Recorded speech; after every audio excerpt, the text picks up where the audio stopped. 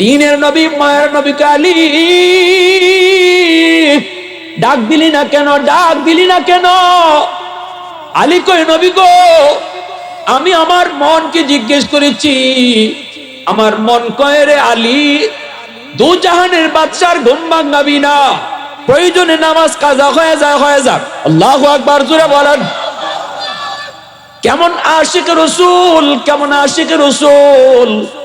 সাথে সাথে আমার নবী হাত উঠায় দিছে, আল্লাহর দরবারে হাত উঠায় নবী কয়, মালিক, আমার আলীর আসরের নামাজ কাজা হয়েছে, নিজের কোনো দোষে নয়, তোমার বন্ধুর আরামের জন্য তার আসরের নামাজ কাজা হয়েছে।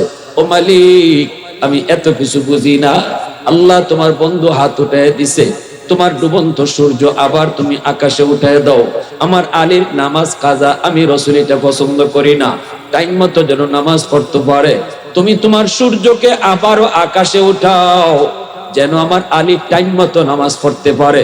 নবীজি হাত উপরে থাকতে থাকতেই আল্লাহ পাক নবীর হাতের দাম দিয়া সূর্য আবার আকাশে উঠাইয়া দিছে। এ যুবক, একটু দিলটা নরম করে কথাগুলি বোঝার চেষ্টা করো।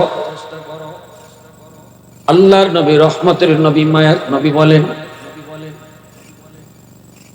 সমস্ত গুনার শাস্তি আল্লাহ পাক মরণের পরে দিব, কিন্তু একটা গুনার শাস্তি আছে এমন, যেই শাস্তিটা আল্লাহ পাক মরণের আগে আগে নগদ দিবে। সেই শাস্তিটা হলো, সেই গুনাহটা হলো হুকুকুল ওয়ালিদাইন, ফাইন্নাহু ইউআজ্জালু লিসাহিবিহি ক্বাবলাল মামাত।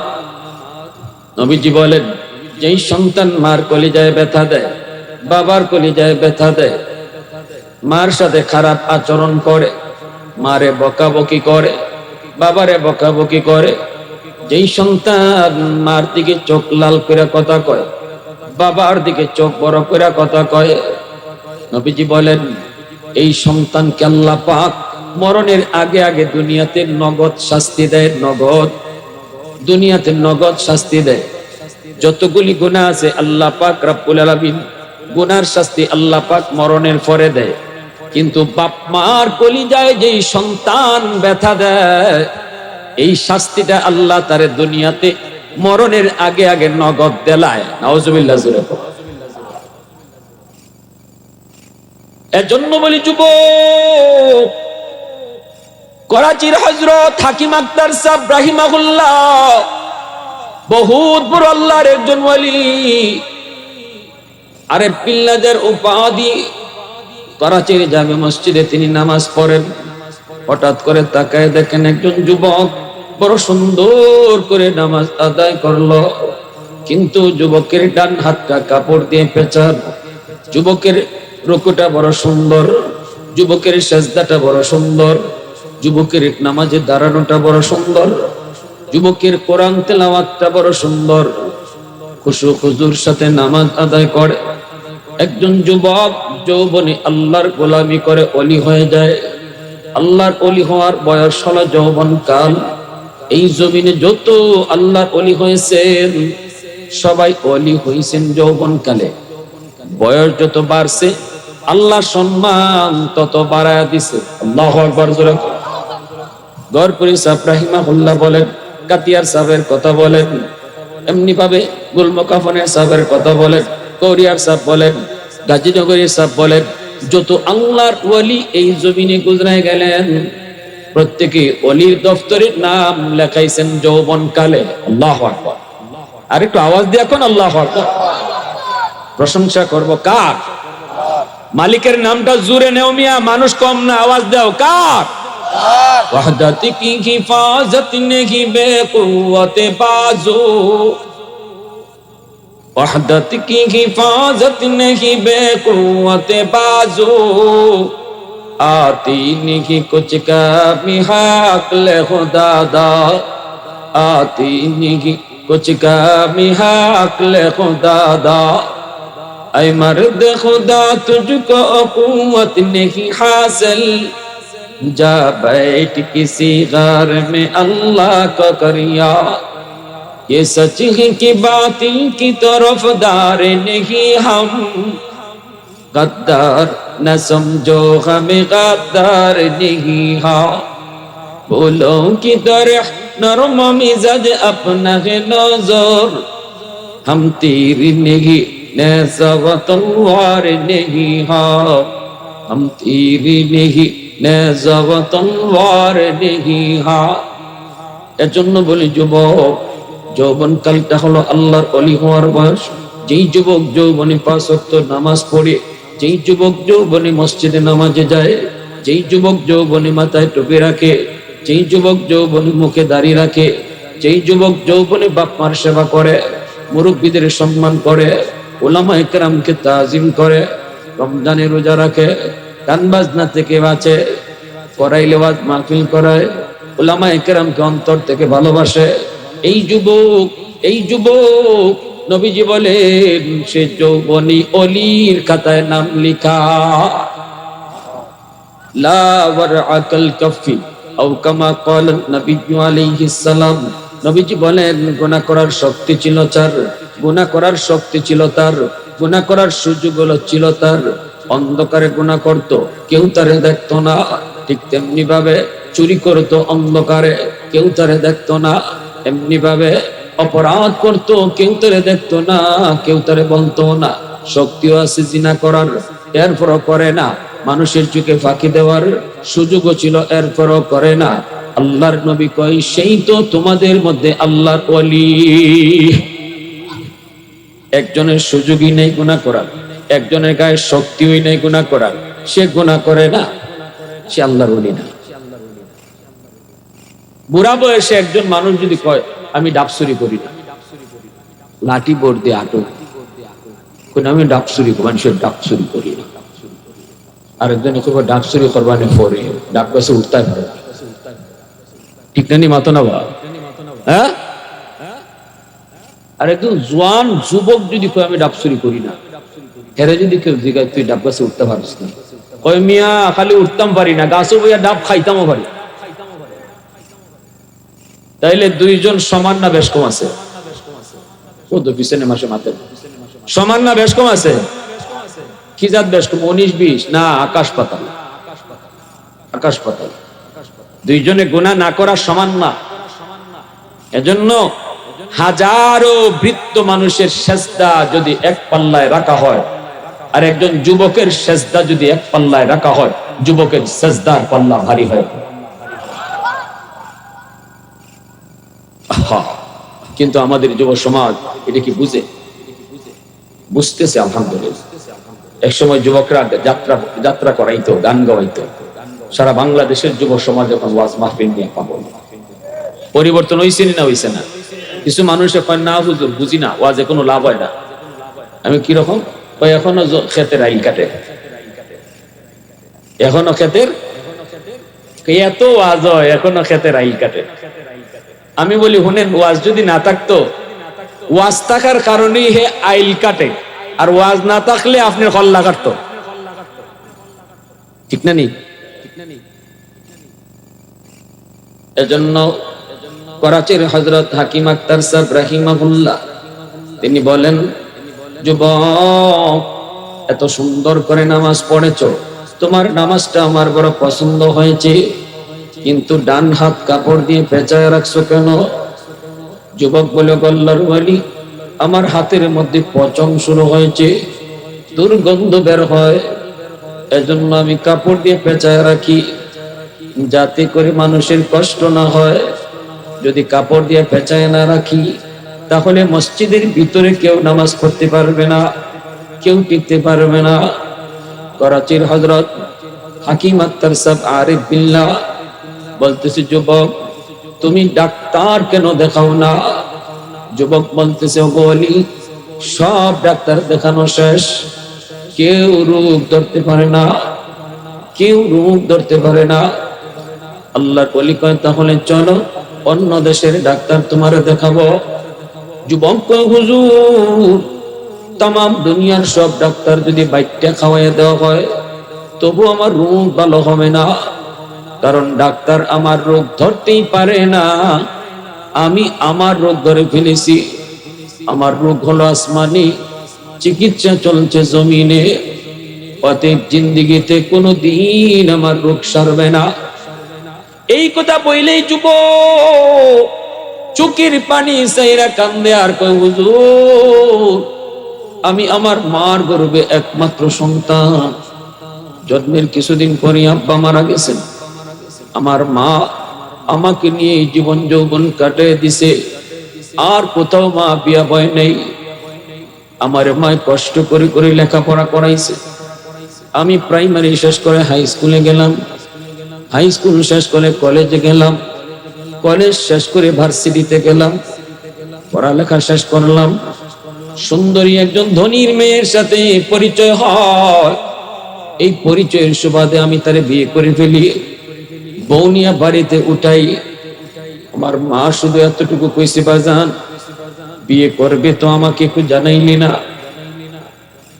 ঠিক আছে বাবা, বিয়া করছো ভালো কথা, কিন্তু ধনীর মেয়ে, আমি গরিব মারে কেমন করে মা কয়ে ডাকবো?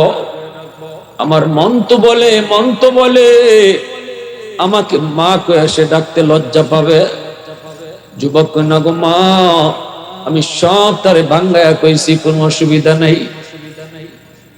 মা যা ধারণা করেছে তাই হয়েছে। এ যুবক, কোন মা কোন বাবা সন্তানের কোনোদিন অমঙ্গল চায় না, সন্তানের কোনোদিন ক্ষতি চায় না, সন্তানের কোনোদিন লোকসান চায় না। সকল বাপ মা সন্তানের লাভ চায়, সন্তানের ভালো চায়, ঠিক কিনা জোরে কও? তুমি আমি হয়তো অনেক সময় বুঝি না, মনে করি আমার মা আমারে বন্ধুর সাথে হাঁটতে দেয় না, মনে করি আমার বাপে আমার বন্ধুর লগে যাইতে দেয় না, কিন্তু তোমার বাবা জানে এই বন্ধুর লগে গেলেই তুমি নষ্ট হবে। মা ভালো করে জানে ওর সাথে সময় দিলেই তুমি নষ্ট হবে। হয়তো তুমি বুঝো না, তোমার বাল্য বয়স, যৌবন কাল, বন্ধু নির্বাচনের বয়স, এই বয়সটাতে মানুষ বন্ধু চায়, কিন্তু বন্ধু নির্বাচনে অনেক সময় অনেক যুবক ভুল করে। মা ভালো করে জানে, বাবা ভালো করে জানে, এই বন্ধু তার জন্য বন্ধু না, এটা তার বন্দুক। আমার উস্তাদে আমারে কইতো, বাবা ছাত্র জমানায় বন্ধু বানায় না, ছাত্র জমানায় বন্ধু বানাইলে এটা বন্ধু থাকে না, এটা বন্দুক হয়, বন্দুক। বন্দুক বুঝিনি, মানে এটাই তোমার ফায়ার করব, এ তোমার জীবন শেষ করব, এ তোমার জীবন নষ্ট করব। এজন্য মা বাবা সন্তানের কোনোদিন খারাপ চায় না, ভালো চায়। তুমি বুঝো না, বুঝবা কোন দিন? যেদিন তুমি মা দুনিয়ায় থাকবে না, বাবা দুনিয়ায় থাকবে না, আর ফতে ফতে ঘুরবায়, রাস্তায় রাস্তায় ডেন্ডুরা খাইবায়, আর মানুষ এই বাড়ি থেকে হিবায় লাত্তি দিব, চাকরি পাইতায় না, দোকানে কর্মচারীও নিত না তোমারে, তখন আফসোস করবা, হাই রে আমার মা আমারে কত কইছিল, আমার বাবা আমারে কত কইছিল, এর সাথে চলিস না, পড়াটা ধ্বংস হইব, পড়াটা ধ্বংস হইব। তখন বুঝি নাই, না বুঝায় আজকে আমি মূর্খ থাকলাম আর মানুষের লাত্তি খাইতেছি, ঠিক কিনা জোরে কও? যেদিন বাবা হবা সেদিন বুঝবা মা বাবা কত বড় সম্পদ। আজ বুঝবা না, ধৈর্য ধরো, ওয়েট এন্ড সি, অপেক্ষা করো। যে সন্তান বাপ মার কথা মানো না, মা ইবাই কইলে তুমি হিবায় যাও, বাপে ইবাই কইলে হিবায় যাও, ওয়েট এন্ড সি, অপেক্ষা করো, একদিন তুমি বাপ হবে, সেদিন বুঝবা তোমার বাবার প্রতিটা কথা কত দাম ছিল, সেদিন টের পাবা মার কথার দাম কতটা ছিল। হীরা মণি মুক্তার চেয়ে দামি ছিল তোমার বাবার কথাগুলি, হীরা মণি মুক্তার চেয়ে দামি ছিল মার কথাগুলি। আল্লাহর ওলি হাকিম আক্তার সাহেব রাহিমাহুল্লাহ ওই যুবককে বলেন, যুবক তাহলে চলো অন্য দেশের ডাক্তার দেখাই। যুবক কয়, না, কোন ডাক্তার দেখাইতে হবে না, হুজুর আমার পচন ভালো হবে না, কেউ ভালো করতে পারবে না, কারণ আমি আমার রোগ ধরে ফেলেছি। রোগ হলো আসমানে, চিকিৎসা চলছে জমিনে, আগুন লাগছে শেরপুর, পানি দিলে ফরিদপুর, জীবনে কোনোদিন আগুন নিভবে না। যুবক কয়, আমি আমার মার গর্ভে একমাত্র সন্তান, পড়ালেখা শেষ করে বউ আনছি ঘরে, শিক্ষিতা বউ। এই বউ কিছুদিন পরেই আমার মার বিরুদ্ধে আমার কানে নালিশ দেয়। প্রথম দিন আমি ধমক দিয়েছি, বলছে আমার মার বিরুদ্ধে কথা বলবি না। দ্বিতীয় দিন আবারও কয়। এইভাবে একদিন, 2 দিন, 3 দিন বলার পর অটোমেটিক আমি বউয়ের প্রতি দুর্বল হয়ে পড়েছি।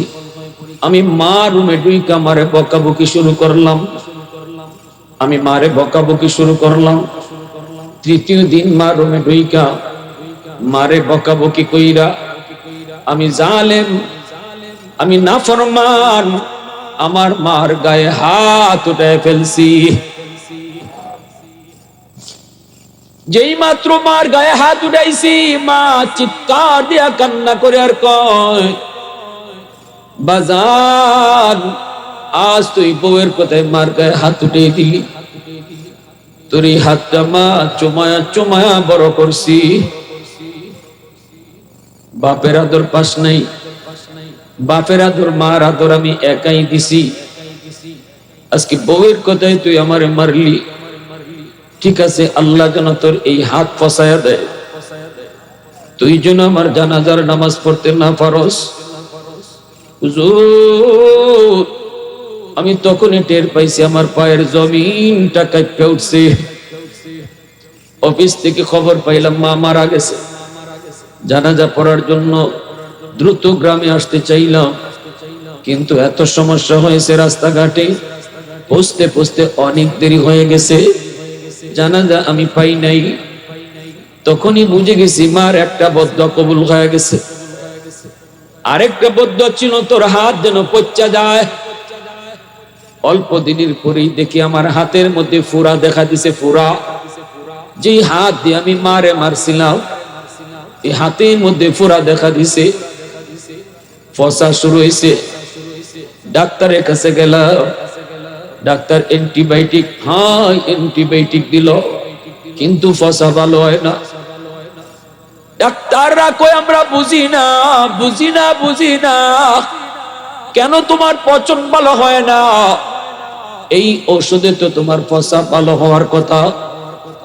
আমি তখন কান্দি আর বলি, ডাক্তার আমার ফসা কেন ভালো হয় না? তোমরা না বুঝলেও আমি বুঝে ফেলেছি। তামাম দুনিয়ার ওষুধ যদি বাইটটা খাওয়াই দেও, আমার ফসল ভালো হইতো না, কারণ আমি আমার এই হাত দিয়ে মাকে মারছি। আওয়াজ দিয়া কও নাউজুবিল্লাহ, আরো জোরে কও নাউজুবিল্লাহ। ওগো আল্লাহর ওলি, দিন দিন খালি ফসা উফরের দিকে উঠে, দিন দিন খালি উফরের দিকে উঠে। আমার এই ফসার দুর্গন্ধে আমার সুন্দরী বউ, যেই বউয়ের কথায় আমি মারে মারছিলাম, এই বউটাও আমারে ফালায়া বাপের বাড়ি চলে গেছে। আমার এলাকার মানুষেরা বাড়ি থেকে বের করে দিছে, তাড়াতাড়ি তুই বাইর, তোর গন্ধে আমরা টিকতাম পারি না। আমারে ঘর থেকে এলাকা থেকে বের করে দিছে। এখন আমি রাস্তায় রাস্তায় ঘুরি, মসজিদে মসজিদে থাকি, আর আল্লাহর কাছে চোখের পানি ঝরায় কান্দি। জানি না আমার আল্লাহ মাফ করবনি। এ যুবক, ভালো করে মনে রাখো, বাপ মার দিলে যদি ব্যথা থাকে, এই মা বাবা যতক্ষণ পর্যন্ত তোমাকে মাফ না করবে, পৃথিবীর এমন কোন বুজুর্গ নাই, এমন কোন অলি নাই, এমন কোন কুতুব নাই, যার দরবারে গেলে পরে তুমি মাফ পাইবা। কারণ আমার মায়ার নবী, দয়ার নবী, রহমতের নবী, মদিনার কবর জান্নাতুল বাকির পার দিয়ে নবী যাইতেছেন। এই অবস্থায় নবীজির সাথে আছেন সাহাবায়ে কেরাম। নবীজি অন্তর চোখে দেখলেন একটা কবরের ভিতরে যুবকের আযাব। যুবক আগুনে ফুটতেছে, সাপের কামড় খাইতেছে, আর মা মা কয়ে চিৎকার করে কান্দে। নবীজি অন্তর চোখে দেখে ফেললেন, আল্লাহ তারা দেখাইলেন। কবরের আযাব আল্লাহ আমাদেরকে দেখায় না, কারণ আমাদেরকে আল্লাহ যদি কবরের আযাব দিয়া বাড়িতে আওয়াজ যাওয়া দূরের কথা, দিনের বেলাও কেউ কবরে পাশ দিয়া ডরে কবরে পাশ দিয়ে যাইতো না। বাড়িঘর বানাইতো কবরের দ্বারক, চৌকে যদ্দূর দেখা যায় কবর, এর ভিতরে কেউ মানুষের বাড়িঘর বানাইলো না, যদি আল্লাহ কবরের আযাব মানুষে দেখাইতো। তাইলে কি সম্ভব ছিল দুনিয়া চলা? দুনিয়াতে চলা সম্ভব নি। কুনানো খবর দিলাই না বাপরে, কুনানো খবর দিলাই না মারে। আজাব যদি আল্লাহ দেখাইতো কবরস্থানের দ্বারে ফারো কেউ গড়ই বানাইলো না। এজন্য আল্লাহ দুনিয়ার নিজাম ঠিক রাখার লাগি, দুনিয়ার ব্যবস্থাপনা ঠিক রাখার লাগি আল্লাহ কবরের আযাবটা মানুষের চোখের আড়াল করে দিয়েছে। মাঝে মাঝে গরু ছাগল টের পায়, দেখবা কবরস্থান থেকে গরু দৌড় মারে, ছাগলে দৌড় মারে।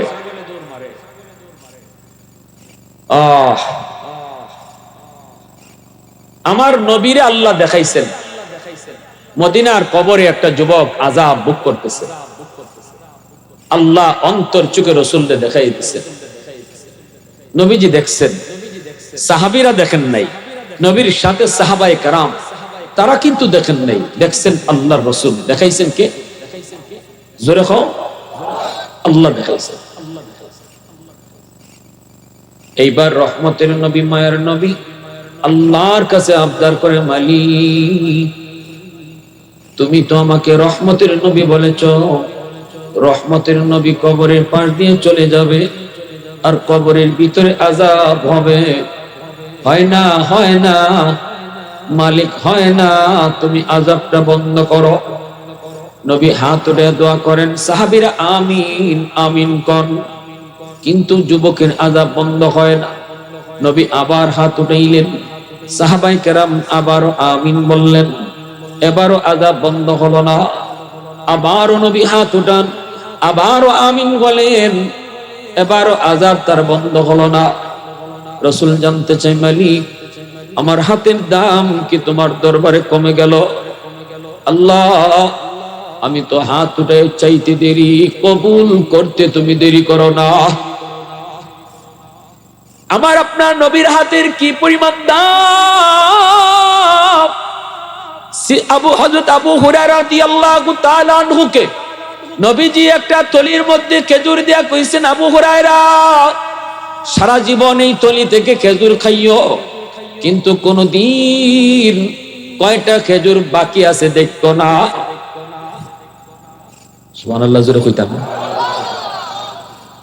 যে কইয়া কইয়া কি আপনারা সুবহানাল্লাহ কোন লাগবো? আমার সুবহানাল্লাহ কইতে গুনাহ না? সুবহানাল্লাহ অর্থ কি? এটা ও এখানে না রূপ ধরছি, মানে বাঙালিদের লাভ না দেখাইলে আমরা কোনো আমরা যাইতে রাজি। খালি আজারি মাহফিলও গেছি, ফুটলা পাইছি না একটাও, নানি কিলা কিলি দুসাদুসি হয়েছে কতকা। আন নাইলে আপনারাই কেন ফুটলা ফাটলা আছেন? ও যুবকরা কম না বা একটু আমার আশা আছে, থাকবো আপনারা শেষ পর্যন্ত। বাঙালি লাভ ছাড়া আটে না। সুবহানাল্লাহ অর্থ ভালো করে বুঝছো, সুবহানাল্লাহ অর্থ আল্লাহ তুমি পাক। আল্লাহ কয় আমারে যে যত বেশি সুবহানাল্লাহ কইয়া পাক কইব, আমি তারে তত পাক বানায় দিব। এরপরও আসতে হইছে, আরো জোরে, আরো জোরে। যত আওয়াজ দিয়া সুবহানাল্লাহ কইবা, যতবার কইবা, আল্লাহ কইন আমি তারে তত তাড়াতাড়ি পাক পবিত্র বানায় দিব। আল্লাহ পাক বানাইবার অর্থ হইল গুনাহ মাফ করে দেওয়া, গুনাহ হইল নাফাক। আল্লাহ পাক বানাইবা এটার অর্থ হইল গুনাহ মাফ করে দিবা। এখন সুবহানাল্লাহ কইবেন তো জোরে ইনশাআল্লাহ? রাজি আছি সবাই ইনশাআল্লাহ? যুবকরা হাত তুলো, সজাগ কারা কারা? আল্লাহ কবুল করো, জোরে বলি আমিন, আরো জোরে আমিন। মাশাআল্লাহ, আল্লাহ তুমি কবুল করো। নবীজি আবু হুরায়রা রাদিয়াল্লাহু তাআলা আনহুকে বলেন, আবু হুরায়রা নেও এই থলিত কয়টা খেজুর আছে, আমি খাইছি, বাকিটা রইছে, তুমি এখান থেকে খেজুর খাইও। হযরত আবু হুরায়রা কইন, নবীজির ইন্তেকালের পরেও আমি সারা জীবন এই খেজুর এই থলিত থেকে লইয়া লইয়া খাইছিও না, খালি নিজেও খাইছি, পেট ভইরা মানুষও দিছি। অথচ আবু হুরায়রা কইন, আমার ধারণা মতে রাসূলে খাইয়া খেজুর 6টা থেকে 7টা খেজুর বাকি আছে, কিন্তু এই 6-7টা খেজুর রাসূলের 8 লাখ ছিল দেখিয়া আমি এই থলিত থেকে জীবন ভর খেজুর খাইছি, একদিনও দেখছি না কয়টা আছে। এরপরে রাসূলের ইন্তেকাল হইছে, নবী যাওয়ার পরে আবু বকর সিদ্দিকের জমানা আইছে। সিদ্দিকের জমানাও আমি তলির থেকে খেজুর খাইছিও দিছিও। এরপরে এখন আবু বকর সিদ্দিকের ইন্তেকাল হয়েছে, ওমর ফারুক খলিফাতুল মুসলিমিন হইছেন, 10 বছর অর্ধ পৃথিবী শাসন করেছেন। ওমরের 10 বছর আমি তলির থেকে খেজুর খাইছিও, মানুষে দিছিও। উসমান গনি রাদিয়াল্লাহু তাআলা আনহু জমানায় হযরত উসমানকে যেদিন শহীদ করা হয়, উসমান গনি যেদিন শহীদ হলেন, বিদ্রোহীরা ওনার রাজ দরবার ঘেরাও করেছিল, বাসভবন ঘেরাও করেছিল, আর মদিনায় একটা হুলস্থুলি কারবার শুরু হয়েছিল। ওই সময় তাড়াহুড়া কইরা কোন জায়গার যে আমার থলিটা পড়ে গেছি আমি কইতাম পারি। সুবহানাল্লাহ, চিন্তা করছি আমার নবীর হাতের কি পরিমাণ দাম। আর একটা ঘটনা কইতাম নি, মাতো না বা কইতাম নি। তাবুক যুদ্ধ থেকে রাসূল আইতেছেন, রদ্দে শামস নামক কিতাবের ভিতরে লিখছেন, নবী হযরত আলী রাদিয়াল্লাহু তাআলা উরাতের মধ্যে মাথা রাখিয়া নবী কইলেন, আলী একটু আমি বিশ্রাম নেই। আলী বলেন, ইয়া রাসূলুল্লাহ একটু ঘুমান। নবীজি আলীর মাথার মধ্যে উরাতের মধ্যে মাথা রাখিয়া রাসূল বিশ্রাম নিছেন। আলী রাদিয়াল্লাহু তাআলা আসরের নামাজ পড়েন নাই। ইনি ভাবছেন নবীজি একটু পরতে উঠি যাইবা, তা আমি এরপরে নামাজটা পড়িলাম। কিন্তু নবীর চোখ লেগে গেছে, এদিকে সূর্য ডুববে যাইতেছে। আলী রাদিয়াল্লাহু তাআলা চিন্তাত পড়ে গেছে, হাই রে এখন কি করি, আমার কি নামাজ কাজা হয়ে যাইব নাকি নবীর ঘুম ভাঙাইব? সাথে সাথে আলীর মন কয়, সাবধান, তোমার নামাজ কাজা হয়ে যায় যা, তবুও দু জাহানের বাদশার ঘুম ভাঙাইব। আমার ভাইরা বন্ধুরা, যুবক আলী রাদিয়াল্লাহু তাআলা আনহু আর ডাক দিলেন না, নবীকে ডাক দিলেন না। এই দিকে সূর্য ডুবে গেল, নামাজ কাজা হয়ে গেল, নবীজির ঘুম ভাঙলো। আল্লাহর নবী আলীর চেহারা দেখে বুঝে ফেলেছেন একটা কিছু ঘটছে। অশান্ত মন, বড় পেরেশান, দিলের ভিতরে পেরেশানি, মনের মধ্যে চাপ পড়ে, ঠিক কিনা জোরে বলে? দিলের পেরেশানি চেহারার মধ্যে চাপ পড়ে না? পড়ে না? আলীর চেহারার মধ্যে চাপ পড়ে গেছে। এটাই তো হলো ঈমান। নবীজি বলেন, মাল ঈমান ইয়া রাসূলুল্লাহ, ইজা সাররাতকা হাসানাতুকা ওয়া ইজা সাআতুকা সাইয়্যাতুকা ফাআনতা মুমিন। নবীকে প্রশ্ন করা হয়েছিল, নবী গো ঈমান কারে কয়? নবী কই, যদি নেক কাজ করো, অন্তরে যদি ভালো লাগে, গুনাহ করলে অন্তরে যদি পেরেশানি লাগে, বুঝবা তোমার ঈমান আছে। আলী রাদিয়াল্লাহু তাআলা আনহুর নামাজ কাজা হয়ে গেছে, অন্তরের মধ্যে পেরেশানি লাগছে, চেহারার মধ্যে পেরেশানি ছাপ পড়ছে। নবী জানতে চান, আলী রে, এ আলী বল কি হয়েছে একটু বল। আলী কয়, নবী গো, আমার আসরের নামাজ কাজা হয়ে গেছে। দিনের নবী, মায়ের নবী কে, আলী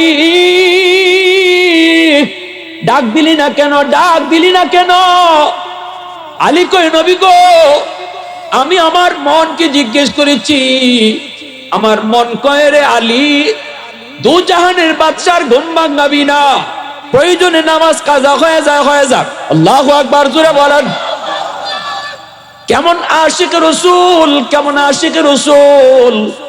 সাথে সাথে আমার নবী হাত উঠায় দিছে, আল্লাহর দরবারে হাত উঠায় নবী কয়, মালিক, আমার আলীর আসরের নামাজ কাজা হয়েছে, নিজের কোনো দোষ নয়, তোমার বন্ধুর আরামের জন্য তার আসরের নামাজ কাজা হয়েছে। ও মালিক, আমি এত কিছু বুঝি না, আল্লাহ তোমার বন্ধু হাত উঠায় দিছে, তোমার ডুবন্ত সূর্য আবার তুমি আকাশে উঠায় দাও। আমার আলীর নামাজ কাজা, আমি রাসূল এটা পছন্দ করি না, টাইম মতো যেন নামাজ পড়তে পারে। তুমি তোমার সূর্যকে আবারও আকাশে উঠাও, যেন আমার আলী টাইম মতো নামাজ পড়তে পারে। নবীজি হাত উপরে থাকতে থাকতেই আল্লাহ পাক নবীর হাতের দাম দিয়া সূর্য আবার আকাশে উঠাইয়া দিছে। আওয়াজ দিয়া কও না সুবহানাল্লাহ, আরো জোরে সুবহানাল্লাহ। हैदर तेरा नाम से इस्लाम रहेगा, हैदर तेरा नाम से इस्लाम रहेगा, दुनिया की शजात में तेरा नाम रहेगा, दुनिया की शजात में तेरा नाम रहेगा, मुआविया तेरा नाम से इस्लाम रहेगा, दुनिया की सियासत में तेरा नाम रहेगा, दुनिया की सियासत में तेरा नाम रहेगा। এজন্য বলতেছি নবী কই মালিক আমার হাতের দাম বুঝি কমে গেল। 3 বার হাত উঠাইছি একটা যুবকের জন্য, কবরের ভিতরে তার আযাব। ও মালিক আমি হাত উঠাইছি, সাহাবীরা আমিন কইছে, আযাব কেন বন্ধ হয় না? কোথায় আমার সমস্যা, কি ভুল করেছি? আল্লাহ কই বন্ধু তুমি ভুল করো নাই, তোমার কোনো ভুল হয় নাই, হাতের দামও কমে যায় নাই। এই যুবকের মা এখনো দুনিয়ায় জীবিত, মার কলিজায় ব্যথা, মা মরণের সময়টাতেও তার মাপ দেয় নাই। আমি আল্লাহ সিদ্ধান্ত নিয়েছি মা যতক্ষণ পর্যন্ত এই যুবককে মাফ না করবে আমি আল্লাহ তারে মাফ করব না। এ বন্ধু মার কলিজায় বড় ব্যথা, মায় তারে মাফ না দিলে আমি আল্লাহ তারে মাফ করব না। এই কথা শোনা মাত্রই নবীজি কয় সাহাবীরা দৌড়ায় তার মায়ের কাছে গিয়ে আমার সালাম পৌঁছাও। নবীজির সালাম পৌঁছানো মাত্রই মহিলা আসলো। নবীজি জিজ্ঞেস করেন মা গো তুমি কবরটা চিনোনি? মহিলা কই নবী গো চিনি, এটা আমার সন্তানের কবর। আল্লাহর নবী কই মা এই সন্তান বুঝি তোমার ভীষণ কষ্ট দিয়েছে, তোমারে অনেক যন্ত্রণা দিছে, তোমারে অনেক কষ্ট দিছে, জুলুম করছে, নির্যাতন করছে, এজন্য কবরের ভিতরে জাহান্নামের আগুনে জ্বলতেছে গো মা।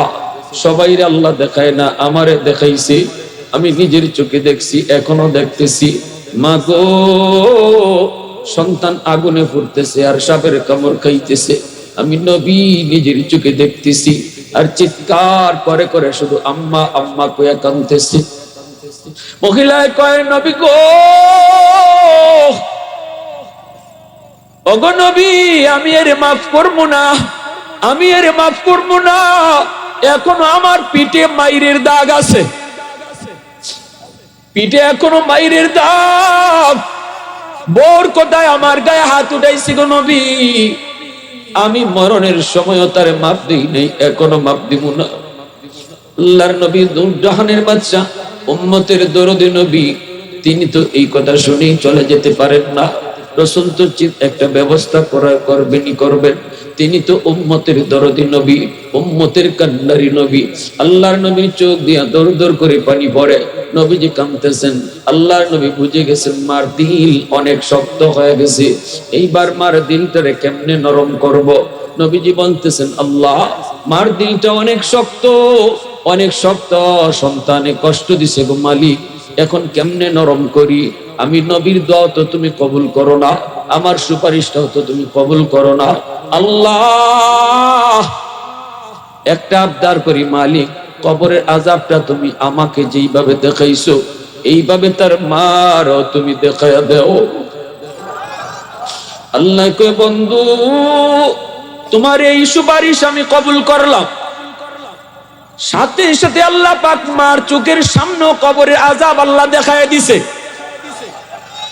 দেখা মাত্রই মা চিল্লানি দিয়া কয় নবী গো আমি মাফ করে দিছি গো নবী, মাফ করে দিছি, আমি বুঝি নাই, আমি বুঝি নাই আবার কলিজার সন্তান এমন কষ্টে আছে। পৃথিবীতে একমাত্র মা, বিদেশ বাড়িতে সন্তানের কোনো বিপদ হলে সবার আগে টের পায় মা, মার কলিজায় সবার আগে কচকচি করে, ঠিক কিনা জোরে কও। পৃথিবীতে মায়ের মতো আপন কেউ হবে না, পৃথিবীতে মায়ের মতো আপন কেউ হবে না, তোমরা কোনদিনও মায়ের মনেতে কষ্ট দিও না, তোমরা কোনদিনও মায়ের মনেতে কষ্ট দিও না। পৃথিবীতে মায়ের মতো আপন কেউ হবে না, পৃথিবীতে মায়ের মতো আপন কেউ হবে না, তোমরা কোনদিনও মায়েরই মনেতে কষ্ট দিও না। কত পাপী মন আছে মাকে কষ্ট দেয়, মায়ের মনে কষ্ট দিয়ে অভিশাপ নেয়, মায়ের মনে কষ্ট দিলে খোদা যে সহে না, মায়ের মনে কষ্ট দিলে খোদা যে সহে না তোমরা কোনদিনও মায়েরই মনেতে কষ্ট দিও না তোমরা কোনদিনও মায়েরই মনেতে কষ্ট দিও না। যেই মাত্র মাকে মাফ করে দিছি সাথে সাথে আল্লাহ আযাব বন্ধ করে দিছে। মায় মাফ করতে দেরি হয়েছে, আযাব বন্ধ করতে দেরি হয় নাই। এজন্যই যুবক, তাম দুনিয়ার সমস্ত মানুষকে যদি তুমি খুশি করো আর মা বাবার কলিজায় যদি ব্যথা দাও, আল্লাহ কোনদিন তোমার উপর খুশি না।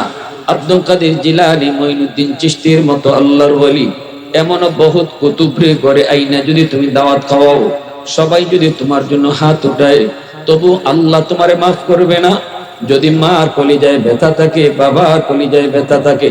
কারণ আমার নবীর সুপারিশ যদি আল্লাহ কবুল করলো না, সেখানে হাজারো আব্দুল কাদের আইলো, লাভ হইতো না। ঠিক না? কারে বেজার কইরা কারে খুশি করতেছো দুনিয়া? শ্বশুর শাশুড়িরে খুশি করো, আপত্তি নাই, শরীয়তের বিধান আছে। কিন্তু শ্বশুর শাশুড়ি খুশি থাকলে আল্লাহ খুশি হাদিস পাই না। হাদিস আমরা পেয়েছি, বাপ মা খুশি থাকলে আল্লাহ খুশি। রেদার রাব্বি ফি রাদাল ওয়ালিদাইন ওয়া সাখাতুর রাব্বি ফি সাখাতিল ওয়ালিদাইন। শাশুড়ির আম্মা কইয়া মুখ বইরা ডাকো, অসুবিধা নাই, কিন্তু মারে যদি আম্মা কইয়া মুখ বইরা তুমি ডাক দাও, মার দিলটা খুশি হয়ে যাবে। মার দিলটা যদি খুশি হয়, আল্লাহ তোমার উপর খুশি হয়ে যায়। বাবারে আব্বা কইয়া তুমি বেশি বেশি ডাকো, বাবার দিলটা খুশি হয়ে যাবে। কারণ মা বাবা সন্তানের আম্মা আব্বা ডাকটা শোনার জন্য দিলটা খাকা করে। সন্তান যত বড়ই হোক না কেন যুবক, মার কাছে বাবার কাছে সন্তান কোনোদিন বড় হয় না। সন্তান বড় হলো বাপ মার কাছে ছোটই থাকে। যত বেশি আম্মা আব্বা কইয়া তুমি ডাকবা, তত তাড়াতাড়ি আম্মা আব্বার দিল খুশি হইব। বাজারে যাইতেছো, একটু চিন্তা করে দাও, আম্মা তোমার কি লাগবো, বাবারে কইয়া দাও আব্বা তোমার কি লাগবো। বাজারে গিয়া মার জন্য আগে ফানটা কিনো, বাবার জন্য ওষুধটা তুমি আগে কিনো। কইয়া গেছো মা কি লাগবো, আব্বা তোমার কি লাগবো, বাবার দিলটা খুশি। আল্লাহ কয় বন্ধু তুমি জানায় দাও, এই যুবক মারে খুশি করে নাই, মারে খুশি কইরা আমি আল্লাহরে খুশি কইরা নিছে। আল্লাহ। এজন্য বলি যুবক, মা বাবা খুশি থাকলে কে খুশি? আরে একটু জোরে বলো, কে খুশি?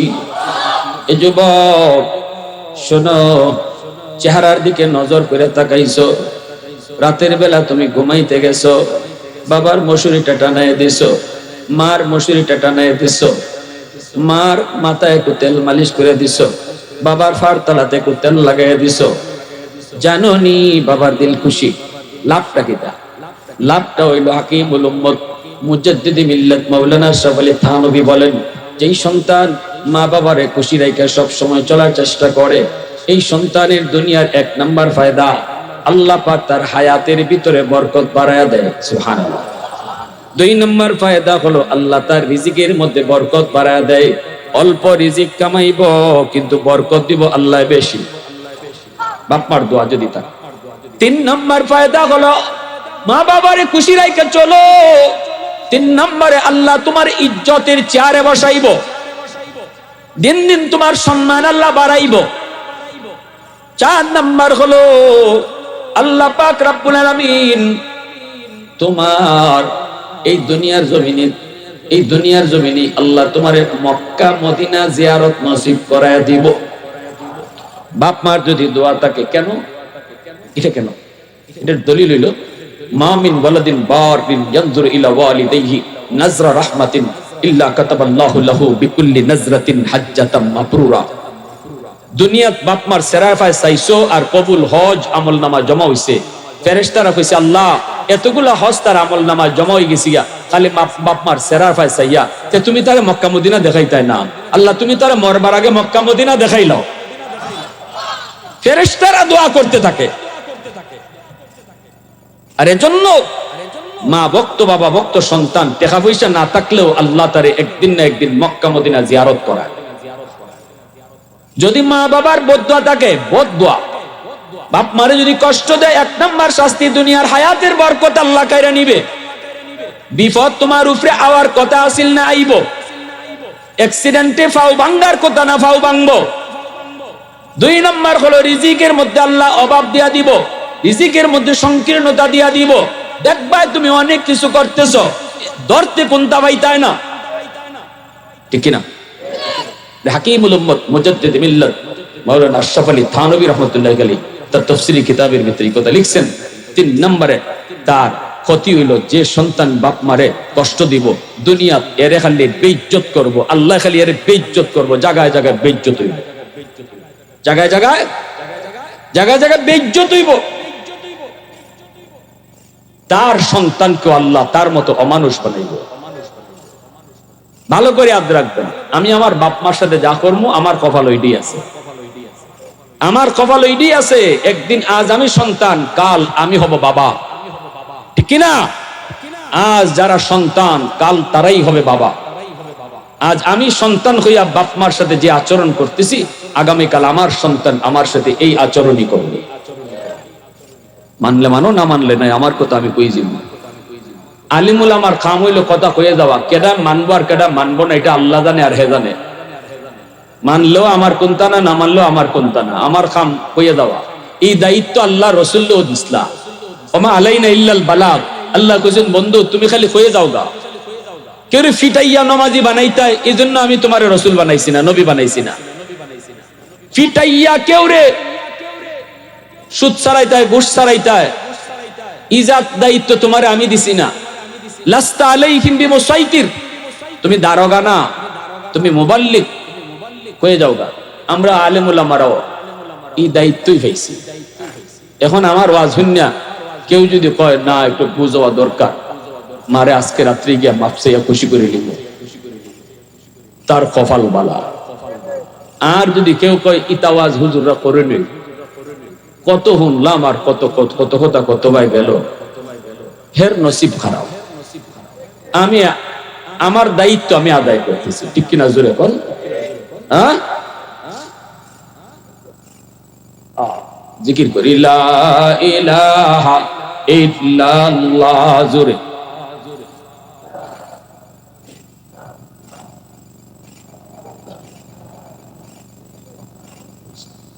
মোহাব্বতের সাথে লা ইলাহা ইল্লাল্লাহ।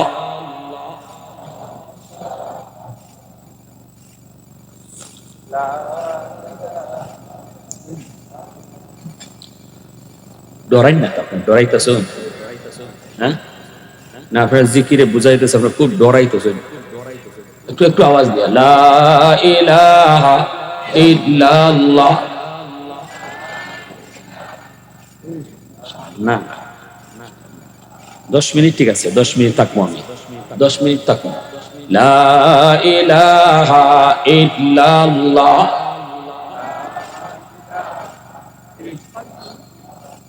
লা ইলাহা ইল্লাল্লাহ,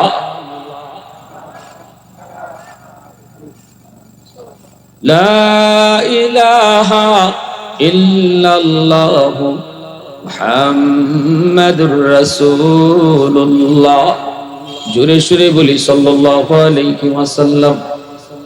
আমার ভাইরা বন্ধুরা এবার একটু মনোযোগ দিয়ে লক্ষ্য করে শোনো। পৃথিবীতে একমাত্র 3 জন মানুষ আছে যাদের দোয়া আল্লাহর দরবারে সরাসরি কবুল হয়ে যায়। সালাসাতুন দাওয়াতুম মুস্তাজাবাতুন লা শাক্কা ফীহি, দাওয়াতুল মাজলুম ওয়া দাওয়াতুল মুসাফির ওয়া দাওয়াতুল ওয়ালিদি আলা ওয়ালাদিহি। একজন হলো মাজলুমের দোয়া বদদোয়া, দ্বিতীয় হলো মুসাফিরের দোয়া বদদোয়া, তৃতীয় হলো বাপ মার দোয়া বদদোয়া। এই 3 ব্যক্তির দোয়া বদদোয়া আল্লাহর দরবারে সরাসরি কবুল। মজলুমের দোয়া বদদোয়া, দুর্বল মানুষের আহাদারি আল্লাহর দরবারে সরাসরি পৌঁছে যায়। এই যুবক একটু দিলটা নরম করে বুঝো, সমাজের ভিতরে কিছু মানুষ আছে দুর্বল। এই দুর্বলের উপরে সমাজে কিছু সবল মানুষেরা জুলুম করে। ক্ষমতা তার বেশি, গোষ্ঠী তার বড়, লোক তার বেশি, পয়সাও তার বেশি। এজন্য সমাজে ওই প্রতিবেশী মানুষ দুর্বল, ক্ষমতা নাই, গোষ্ঠী ছোট, পয়সাও কম, এজন্য আমি তার উপরে জুলুম করলাম। কথা দিয়া হাত দিয়া জমি জমা দখল করে কোনো না কোনো পথে যদি তার উপরে জুলুম করি রে যুবক, আমার রাসূল কয় এই দুর্বল মানুষটা চেয়ারম্যানের কাছেও বিচার নিয়ে যায় না, মেম্বারের কাছেও বিচার নিয়ে যায় না, গেলেও বিচার পায় না। কারণ সমাজে মেম্বার চেয়ারম্যান সকলের পক্ষে থাকে। মাতো না জোরে কম। এমপির কাছেও যায় না, থানায় গেলে দারোগায় মামলা নেয় না, কয় বেটা পয়সা আসেনি তোর। এজন্য ওই দুর্বল মানুষটা, গরিব মানুষটা রাতের অন্ধকারে আল্লাহর আদালতে মামলা দেয়, রাতের অন্ধকারে আল্লাহর আদালতে মামলা দেয়। আর কই মালিক মেম্বারের কাছেও গেলাম না, চেয়ারম্যানের কাছেও গেলাম না, আল্লাহ তোমার আদালতে মামলা বয়ে দিলাম। আল্লাহ পাক রব্বুল আলামিন মামলা বইতে দেরি, আল্লাহ মামলা নিতে দেরি করে না। এজন্য বলি ঘরের বউ তোমার কাছে দুর্বল, কারণ আল্লাহর বান্দি মা বাবা ভাই বোন সব সাইরা স্বামীর বাড়িতে আসছে, স্বামীর হাত ধইরা। এই ঘরের মানুষগুলি কেমন সে জানে না, শ্বশুরের মেজাজ কেমন জানে না, শাশুড়ির মেজাজ কেমন জানে না, ননদের মেজাজ কেমন জানে না, দেবরের মেজাজ কেমন জানে না। এই ঘরের মধ্যে তার আপন বলতে কেউ নেই, আপন শুধুমাত্র স্বামী। তুমি স্বামী যদি তারে মারধর করো, স্বামী যদি তারে বকাবকি করো, স্বামী যদি তারে তুমি স্ত্রীর মর্যাদা না দাও, তাহলে এই মেয়েটা এই ঘরের মধ্যে কেমন করে থাকবি? এখানে তো তার আপন কেউ নেই, মা আসে নাই, বাপ আসে নাই, ভাই আসে নাই, বোন আসে নাই, রক্তের মানুষগুলা কেউ তার সাথে আসে নাই। ছোট্ট থেকে বড় হয়েছে যেই মেয়েটা বাপ মার আদরে, সেই মানুষটা চিরদিনের জন্য মা বাবা ভাই বোনরে পর বানায়া স্বামীর বাড়ির মানুষগুলাকে আপন বানায়া জীবনের জন্য চলে এসেছে। এই ঘরে আপন তার কেউ নাই। তুমি স্বামী যদি তারে কষ্ট দাও, সে যদি চোখের পানিটা ফালায় রে যুবক, এই পানির ফোঁটাটা এত গরম, এত গরম, জমিন বরদাস্ত করে না। প্রতিটা পানির ফোঁটা আল্লাহর আদালতের ফাইলে গিয়ে জমা হয়। কিয়ামতের ময়দানে ওই মামলা হবে জটিল, জটিল থেকে জটিল মামলা। দুর্বলের মামলা হবে আল্লাহর আদালতে বড় ভয়ঙ্কর মামলা। তুমি সবল মানুষটার জীবনের নামাজ, তোমার রোজা, তোমার হজ, তোমার যাকাত সব কিছু লইয়া তুমি আটক থাকবা, সব লইয়া আটক থাকবা, তুমি রাস্তা পাইবা না। আল্লাহ বলবে দুর্বলের মামলা তুই আগে ডিসমিস কর, এরপরে তুই তোর নামাজ লইয়া জান্নাতে যা, এরপরে তুই তোর রোজা লইয়া জান্নাতে যা।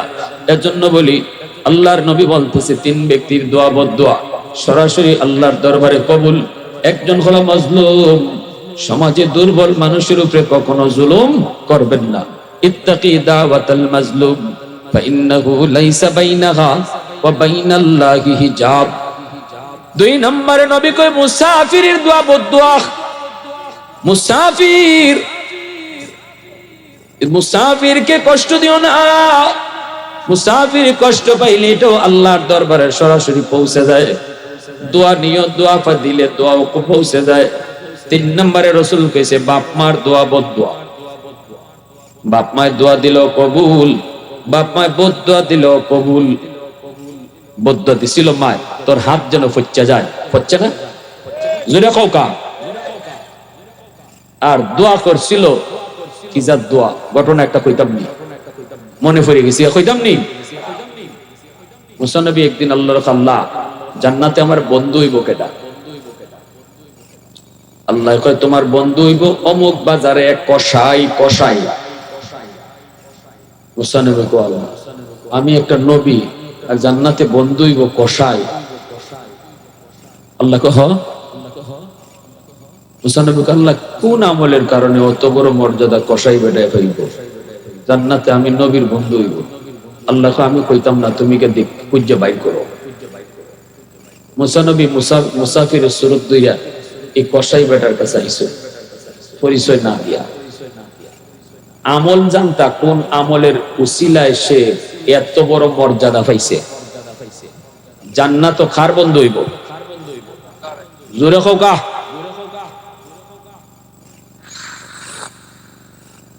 এখন মুসা নবী আয়া কইনা আসসালামু আলাইকুম ওয়া রাহমাতুল্লাহ।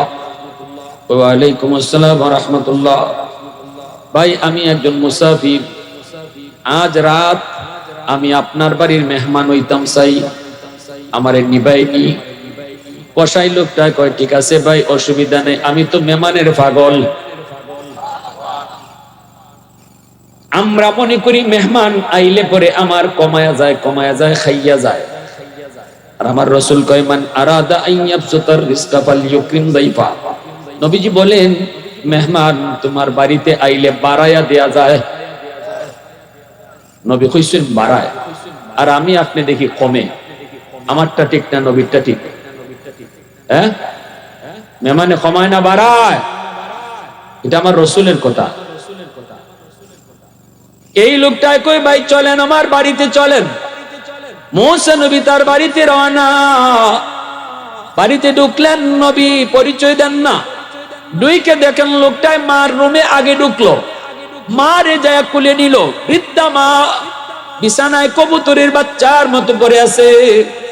মুসা নবী যাইয়া আস্তে করে তারে কুলে নিলেন। কুলে নিয়া মুসা নবী দেখতেছে লোকটাই গিয়ে মারে কুলে নিল। কুলে নিয়া নিজের হাতে আছিল খাওন, এই খাওনটা মারে তুলায় তুলায় খাওয়াইতেছে। শিশুকালে মা যেভাবে তোমারে আমারে তুলায় তুলায় খাওয়াই তুরি যুবক, এইভাবেই এই কসাই লোকটায় মারে তুলায় তুলায় খাওয়াইতেছে। বাজার থেকে ঘরে ঢুকলো, বোর রুমে আগে ঢুকলো না, সন্তানের কাছেও আগে গেল না, মার রুমে যে আগে ঢুকছে, মারে আগে খাওয়ান দিতেছে। দুইটা অবুঝ বাচ্চা বাবার পায়ের কাছে এসে পড়ে গেছে। আব্বু পেটের ক্ষুধা, সারাদিন কিছু খাই নেই, আমরা ক্ষুধার তো বাবা আর পারি না, খানা দাও খানা দাও। তখনই বাপে মাথায় হাত বুলায়, আদর করে চুমা দিয়া কয় বাজান একটু অপেক্ষা করো, আমিও খাই নাই, আব্বুও সারাদিন যাবত উপবাস, মেহমান হয়েছে, মেহমান রেলো একসাথে আমরা খাইমু, এর আগে তোমার দাদুরে খানা খাওয়ায়া নেই। মুসা নবী কই ভাই এই মারে আগে খাওয়াইতেছো, বাচ্চাগুলারে পরে দিবা? কহ বাচ্চাগুলা কি তোমার? কই আমার। কতদিন ধইরা মারে আগে খাওয়াও পরে নিজে খাও? লোকটা কই 40 বছর যাবত।